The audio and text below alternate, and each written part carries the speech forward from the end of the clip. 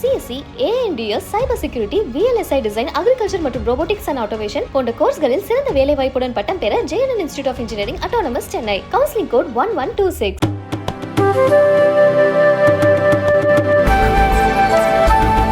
பிறரை தாக்கி துன்புறுத்துவதுதான் பழைய காங்கிரஸ் கலாச்சாரம் எனவும், காங்கிரஸ் 50 ஆண்டுகளுக்கு முன்பே நீதித்துறையை தங்கள் வசம் இழுக்க முயன்றதாகவும் பிரதமர் நரேந்திர மோடி குற்றம் சாட்டியுள்ளார். அரசியல் அழுத்தங்களில் இருந்து நீதித்துறையை காக்க வலியுறுத்தி மூத்த வழக்கறிஞர் ஹரிஷ் சால்வே, இந்திய பார் கவுன்சில் தலைவர் மனன்குமார் மிஸ்ரா உள்ளிட்ட 600 வழக்கறிஞர்கள் உச்சநீதிமன்ற நீதிபதி டிஒய் சந்திரசூட்டிற்கு கடிதம் எழுதினர். அந்த கடிதத்தில் அரசியல் வழக்குகளில், குறிப்பாக ஊழல் வழக்குகளில் சிக்கியுள்ள அரசியல் பிரமுகர்களின் வழக்குகளில் நீதிமன்றத்திற்கு அழுத்தம் கொடுக்க முயற்சி நடக்கிறது.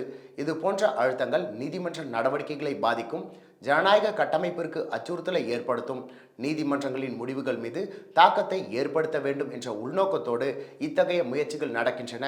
முந்தைய காலங்களில் நீதிமன்றங்களில் செல்வாக்கு செலுத்துவது எளிதாக இருந்தது என அவர்கள் கூறுகின்றனர். ரூல் ஆஃப் லா எனப்படும் சட்டத்தின் ஆட்சி இல்லாத நாடுகளுடன் ஒப்பிடும் நிலைக்கு அவர்கள் இந்திய நீதிமன்றங்களை தள்ளுகிறார்கள். எனவே அரசியல் மற்றும் தொழில்முறை அழுத்தங்களில் இருந்து நீதித்துறையை காப்பது மிகவும் முக்கியம். இது போன்ற முயற்சிகளுக்கு மௌனம் காக்காமல் உரிய நடவடிக்கை எடுக்க வேண்டும் என வழக்கறிஞர்களின் கடிதத்தில் தெரிவித்திருந்தனர்.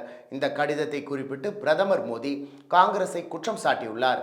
அவர் பிறரை தாக்கி துன்புறுத்துவதுதான் தொடக்கத்திலிருந்தே காங்கிரஸ் கட்சியின் கலாச்சாரமாக இருக்கின்றது. 5 தசாப்தங்களுக்கு முன்பே நீதித்துறையை தன்வசப்படுத்தி அவர்களின் நலனை மட்டுமே மேம்படுத்த காங்கிரஸ் முயற்சித்தது. ஆனால் நாட்டின் நலன் என்று வரும்பொழுது காங்கிரஸ் தள்ளி நின்றது. அதனால்தான் 140 கோடி இந்திய மக்களும் காங்கிரஸை தள்ளி வைத்துள்ளனர் என பிரதமர் மோடி தெரிவித்துள்ளார்.